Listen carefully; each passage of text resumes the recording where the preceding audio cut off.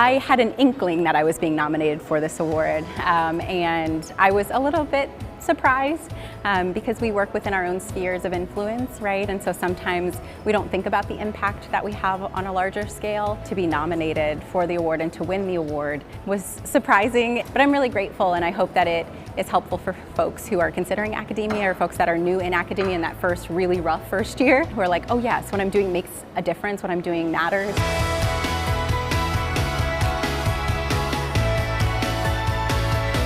The best part of being a part of the PA faculty side of things is the people. I love people. I bet you couldn't tell that I'm an extrovert, but I really enjoy getting to know my colleagues and my peers and learning from them, especially as a new educator. I learn so much every single day, but I also learn from our students, our learners. We have a lot of students who have very unique and different lived experiences, and it brings me a lot of joy to be able to incorporate that into the classroom, because there's so much validity in being able to bring your full self into the classroom and have that be part of the learning process.